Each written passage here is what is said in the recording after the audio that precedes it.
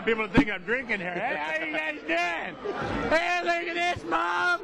What do you think of me? You know, I'm hopefully we're rolling. Fuck yourself, huh? I wouldn't succeed. What do you think of that, huh? All right, Evan. Hey, good to see you again, brother Harley. What do you have here? What do you got? What do you win? What do you win? Digital Playground did me so much justice for my career with Pirates and the invention of Pirates and Captain. So the award is for Pirates. Pirates, hey. Yeah, and June, the director. Wow. Badass movie. And the blah blah blah, and then I went up on stage and they gave me the blah blah, and I'm down awesome. here and I'm talking blah blah.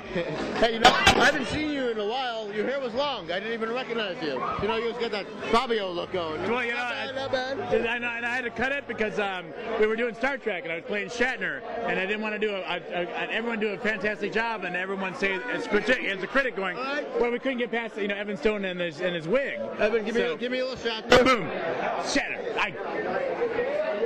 Spock. You just can't do Shatner. Give me 5 guys to beam down security detail. Stat. Phones. Very good, very good. You know, you're a good actor. How long have you been in the business? You've been here. 9 years. 9 years. 9 years. This is number 10 right here. 9 years. The next Avian Award show. How many awards have you won altogether? How many male performers of the year? You know, I've won a lot. I put them all on a display thing, a big shelf, and it all collapsed, and half of them broke. But now they got character because they got chips and stuff out of them, so they look like they're really like tough awards. Like you really had to just pound the ground to get them. And if things go really bad, you could probably sell them on eBay or something. Right. But you know, really, after I won the first one, that was it for me. How many seats have you done altogether? I mean, about 2,500. 2,500. How many women? Well, usually, not that there's a level in porn, but usually I end up working with a contract girl, so I usually work with the same girls over and over again. So I would say that would probably be about 1,500.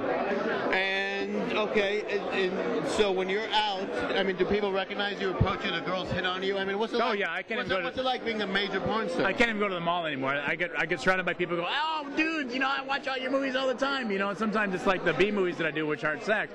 And then a crowd starts to get around. And then another crowd starts to gather around because, like, there's a crowd there, and just people start taking pictures, and it gets really kind of crazy. And even now I get recognized with my short hair. Well, yeah. That's even crazier. I like this. You got kind of looks like you got a superhero outfit going. My second identity is a guy that I do superhero work. Yeah, not so much mainstream superhero. Well, I remember real fast when I'm scared.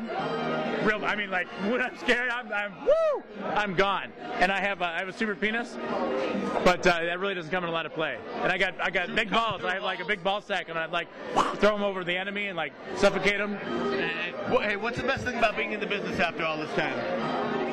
Meeting new people. Meeting new people. The people that I work with are phenomenal, and I know every aspect of how they work. But then you bring the new people in, and they just bring a new addition to everything that we do. Oh God! See that woman right there? I didn't even know. Do you ever get tired of having sex? Or not just tired? Is it hard sometimes because you're doing so many scenes? Well, you know, I've talked to some veterans that have been in the business for a long time, longer than I have. 15 years ago. And who would those be? I wouldn't mention any names, okay. But some guys that have been in the business for a while, and they say after like 12, 15 years, you know, you try to take your head someplace else to have fun with the sex. But I don't go to every orgy. I don't go to every gangbang and stuff like that, because the parties that happen afterwards, like after this, is definitely an orgy. And I usually don't attend to all of them, and so I don't accompany myself all the time with the sex and the porn. So I think I've added like 5 more years to my longevity. So how long are you staying in the business for?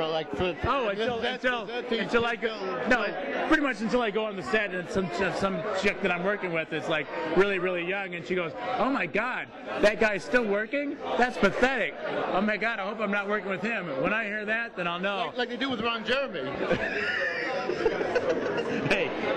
They're just kidding, man. They're just kidding, Ron. I really love you. Can't say that. He'll key my car if I say something like that. He will seriously key my car. You said what about him? What? Oh no, Jesus, no, Ron, I love you, Jeremy, and all the stuff that you almost do. Wow. Hey, last thing. I mean, a lot of people in the industry use Viagra or supplements. Use any of that stuff? Well, you know, I got in the business before I had all those tools that really made your job so much easier. But it doesn't matter because we're not there just to pound the girls. You're there to showcase the girls. You're there to make sure the camera sees the girl in the most desirable way that the camera can see the girl. And if you're just in there pounding her, all I got is for a camera angle is your ass and your back. It doesn't do any good. You have to realize that you're there to supplement the girls because it's all about the girls.